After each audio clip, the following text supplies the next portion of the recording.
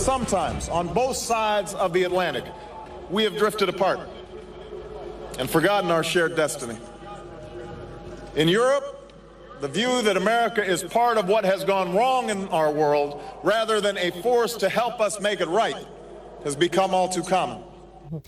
So that was Barack Obama before he became president, talking to an adoring audience in Berlin. Now, if you look at polls, you happen to come to this ambassadorial post at a moment of some crisis. And if you look at the polls, you'll see that president's approval ratings, while still fairly high, have taken a significant drop. What is it, as an ambassador, that you think needs to be done? Because there's a perception that this president is just like the previous one, continuing the same national security goals, you know, the drones, the whole business of not closing down Guantanamo, obviously the NSA and the surveillance. What do you think needs to be done to stop this hemorrhage of support? Well, I wouldn't characterize it that way. And your graphic is good looking. I think it would be interesting to see the actual absolute numbers and not just the number drop. Well, I mean, but number drops are quite important. 9 points in the UK, obviously 13 in Jordan, Egypt, and in other such places. But I think from a high level, yes, which is important. And I think it is crucial. And hearing that clip of the president back then, and if you could play another clip, which we probably can't do right now, of President Obama at the United Nations General Assembly at the end of September, where he made a similar point, and he made it quite powerfully. And he basically said to the international community, what you ought to worry about is not America too engaged in the world, but America pulling back from the world. Because we certainly have lots of hard work we need to do at home, but that you want America engaged in the world. Look what we're doing in Syria on the chemical weapons issue, number one. Two, on the humanitarian crisis, where the UK and the U.S. are the number one and number two contributors of humanitarian assistance. And then third, finally, a political solution, not a military solution, to try to end the civil war there. Right. We're actively engaged. Except that many would say that actually, you know, the reluctance to get involved militarily is allowing this to spin out of control. And even today, we hear more and more stories about how, you know, thousands of people are still being killed. Yes, it would be great if the chemical weapons were finally destroyed in Syria. Let me ask you this, though, because you were right in the middle of that as well. You wrote an op-ed in the British newspapers about the special relationship right after Prime Minister Cameron was basically told by his parliament that, forget it, we're not going to intervene. A lot of people worried about the special relationship back then, and you defended it. I wonder whether you think, actually, that Prime Minister Cameron and what happened in Parliament actually gave President Obama leeway also then to go to his Congress, then decided not to, but actually not to get involved, to use that moment as to pull back from any military intervention. What I think we saw in that, in those weeks, it was my first 6 days on the job, there was a front page article in the largest circulation newspaper here declaring the special relationship dead. I got some emails from friends back home saying, well done, 6 short days and it's over. And of course, it's not over. It's as strong and healthy as ever.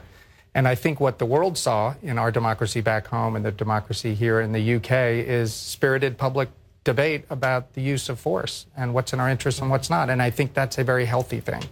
Let's talk about another thing, which, again, you've been right in the middle of, and I'd be fascinated to know how you viewed this thing that made the rest of the world wonder about the United States, and that is the government shutdown and the inability to get its financial, economic house in order. The shutdown, as ambassador, you know, it was being derided here and elsewhere. How did it make you feel to see what was going on and how it was being reacted to here? This was, to paraphrase Winston Churchill, not our finest hour. This is not how our democracy back home is supposed to work. And I got lots of questions from students up in Edinburgh about the shutdown. I think the good news out of it is that at the 11th hour, Democrats and Republicans did come together to get a deal done.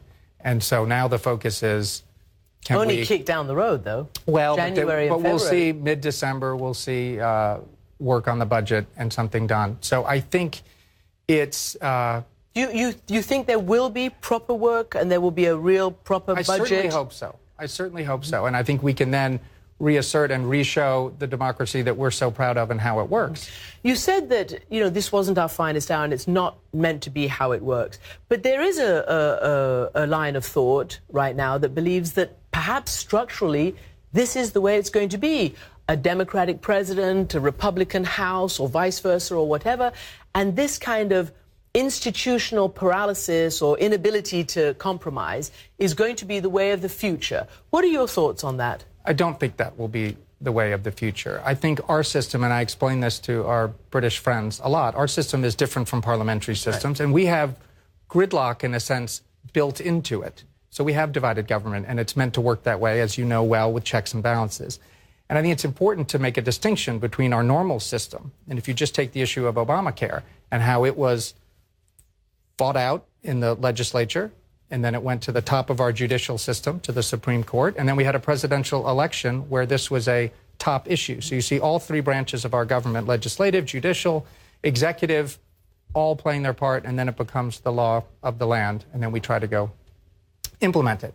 And so I think that is the way our system works. It is contentious. It's a bit like American football. I try to explain to my British friends that it's start and stop, it's adversarial. But this is pretty bad. It works for us. You agree, right? This is a pretty bad situation where the government can be shut down, where most, reputable economists and world leaders said that actually even if they, defaulted, if the debt ceiling thing hadn't been worked out, it could have triggered a worse economic crisis than in 2008, just at the time when the U.S. and other countries are showing sort of green shoots of growth. Absolutely. And everything I said about our system of checks and balances was not in any way trying to suggest that what we saw in the government shutdown and then the debt brinksmanship was a good thing. It wasn't a good thing. And I think the president put it quite bluntly. He said it encouraged our enemies, it emboldened our competitors, and it depressed our friends who count on us for steady leadership. And I certainly saw that with friends here in the UK who do look to us, who work with us on the range of issues. You touched on some, Middle East peace, Syria, the big trade deal we're trying to do, all these things we need to work together with the UK. We have no better partner in the world than the UK to work on this. On that note, Ambassador Matthew Barzun, thank you very much indeed for joining me. Thank you so much, Christiane. Nice to talk to you.